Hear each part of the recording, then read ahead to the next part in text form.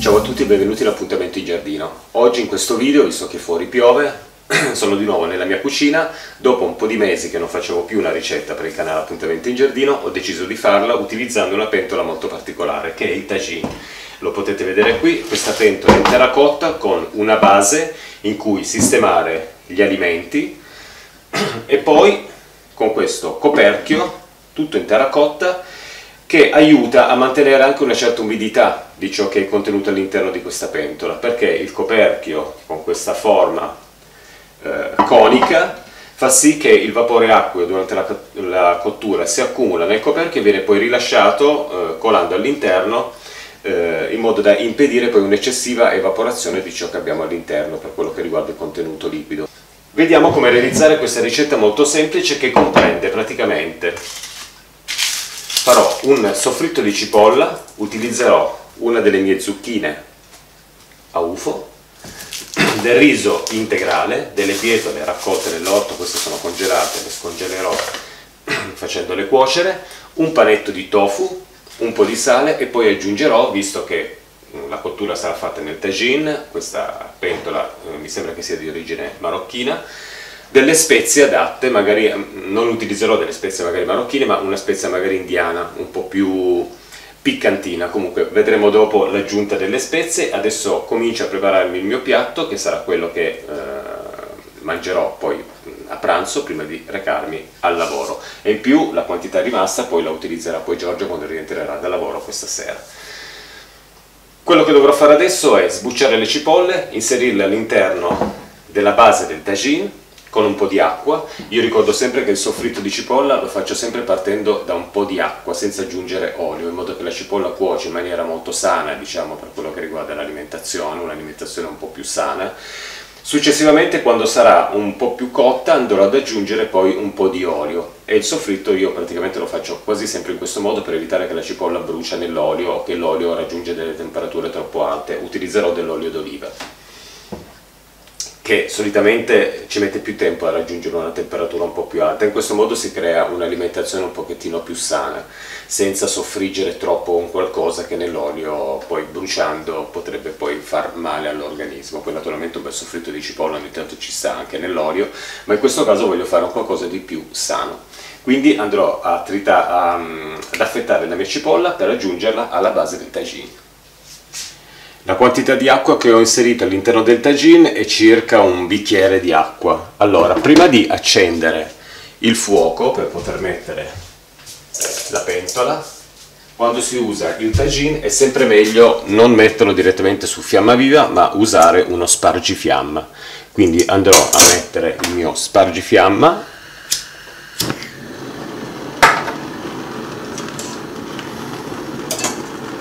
in questo modo e appoggerò al di sopra il mio tagine. Quello che dovrò fare adesso, mentre l'acqua scalda, è affettarmi la mia cipolla.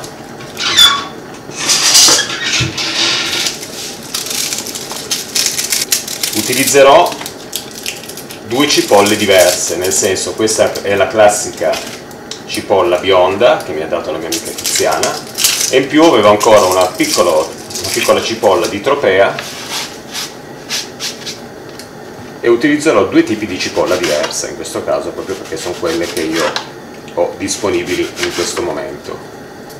Tagliate in maniera abbastanza grossolana, non sto ad affettare proprio in maniera molto fine la cipolla, anche perché a noi la cipolla piace tantissimo, e andrò a sistemare la cipolla all'interno del tagine. In questo modo la farò soffriggere praticamente nell'acqua. Dopo aggiungerò un po' di olio d'oliva quando la cipolla sarà quasi pronta. Per far sì che la temperatura dell'acqua raggiunga subito, per accorciare un pochettino i tempi, la temperatura giusta, andrò già a inserire il mio coperchio sulla pentola. Andrò ad affettare adesso la mia zucca a UFO, quindi la taglio a metà. Trovo che questa zucchina ha un gusto molto più delicato di una zucchina normale, quindi ha bisogno di un condimento un po' più sostanzioso, nel senso saporito. Ho affettato anche la mia zucchina UFO, in questo modo è pronta ad essere poi inserita una volta che il soffritto sarà pronto. Nello stesso tempo andrò poi a inserire anche il mio riso basmati, tanto la zucchina cuoce abbastanza velocemente, e le mie bietole raccolte nell'orto, in questo caso che avevo appunto congelato. Aggiungerò anche un panetto di tofu e lo farò tutto praticamente nello stesso tempo. Mentre la cipolla cuoce, io ho già affettato la mia zucchina ad ufo e andrò ad inserire all'interno anche il mio panetto di tofu. A tanti il tofu non piace, io ricordo sempre che in realtà il tofu, perché abbia un gusto particolarmente anche buono, perché assorbe molto i condimenti, andrebbe fatto bollire sempre 5 minuti prima dell'utilizzo. In questo caso io non lo faccio bollire, a me il tofu piace mangiarlo e lo aggiungerò poi direttamente nella pentola insieme alla zucchina.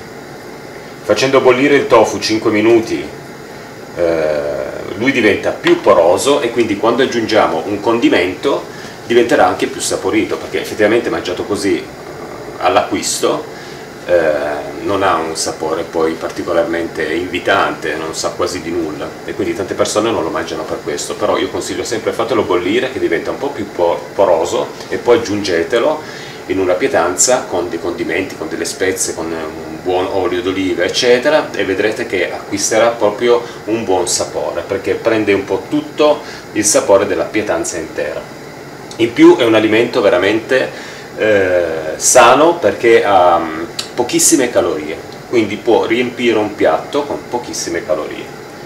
Ok, la cipolla ha cominciato a friggere all'interno dell'acqua, quindi adesso, per evitare che l'olio bruci, tanto poi dovrò aggiungere un pochettino di acqua ancora per via del riso, andrò ad aggiungere un po' di olio d'oliva, diciamo 2 cucchiai di olio d'oliva extravergine,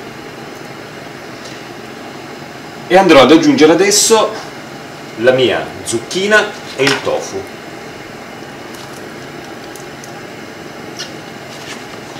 Alcuni pezzi di zucchina l'ho lasciati un po' grandi, proprio perché essendo una zucchina, quella ufo, che non ha tanto sapore, almeno la si può mordere, non si disfa, perché quando si fa la zucchina poi in pezzi molto piccoli tendono poi ad ammorbidirsi tanto, si disfano, e quindi così c'è qualcosa proprio di sostanzioso da poter mordere nella pietanza. Fatto questo, andrò ad aggiungere anche il mio riso basmati,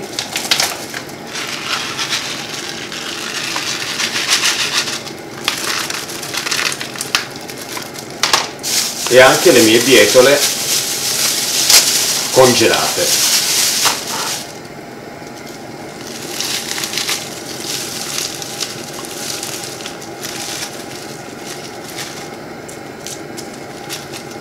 Così diamo un bel po' di sapore a tutto.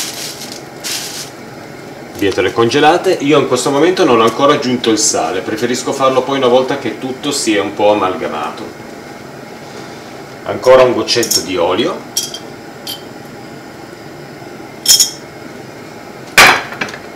Vedete che il coperchio del tagine è proprio a forma conica, perché si può anche mettere un bel po' di cibo al centro della nostra base, della pentola che cuocerà la pietanza. Facendo in questo modo tutto viene chiuso all'interno, e adesso lascerò 10 minuti, un quarto d'ora a cuocere il tutto. Quando tutto si sarà abbassato andrò ad aggiungere il sale e poi aggiungerò anche le mie spezie. Ho scelto come spezia per la mia pietanza il chaat masala, o masala, che è una spezia di origine indiana in cui all'interno c'è del mango essiccato, cumino, coriandolo e zenzero. Ognuno può poi utilizzare una spezia che desidera, tipo si possono utilizzare anche delle spezie tipo del timo, si può utilizzare magari anche dell'origano, si può utilizzare l'aneto. Ci sono veramente tantissime cose che possono essere inserite all'interno di una pietanza per dargli un gusto particolare, o anche semplicemente una spolverata di pepe o di peperoncino. Come vedete siamo già a 10 minuti di cottura, tutto si è abbassato, io vado ad aggiungere la mia spezia. Cerco di abbondare anche un pochettino con la mia spezia chaat masala, perché mi piace anche l'odore che poi si sprigiona qui in cucina. Tante volte quando si cucina con il cumino c'è un odore particolarmente forte, però a me a me piace questo sentore un po' di posti esotici. Se la cottura è veramente un po' lunga, perché abbiamo messo delle cose che tendono a prendere tempo per poter cuocere, naturalmente anche il coperchio tenderà a scaldarsi molto, e quindi attenzione, usiamo poi una presina per muovere il coperchio del tagine. Ricordiamoci anche che quando aggiungiamo delle verdure, facciamo cuocere delle verdure all'interno del tagine, le verdure rilasciano dell'acqua e quindi in quel caso di acqua poi ce ne sarà a sufficienza per portare alla cottura il tutto. Siamo quasi arrivati alla fine della cottura, quindi in questo caso io vado ad aggiungere una bella presa di sale.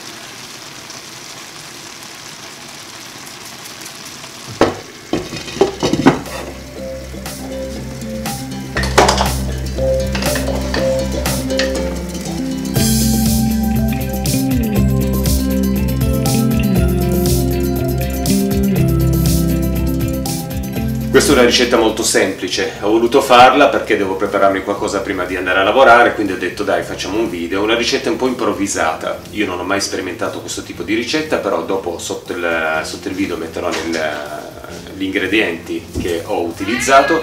Un piatto molto semplice vegetariano con zucca, riso integrale, un po' di curcuma, una spezia magari esotica, delle bietole, ho aggiunto anche del tofu, questo alimento che tanti non apprezzano, ma effettivamente è straordinario perché riempie il piatto con pochissime calorie e che prende il sapore, come dicevo, facendolo bollire un pochettino all'inizio se uno vuole, per poter far sì che diventi poroso e quindi assorbe un po' tutti i sapori.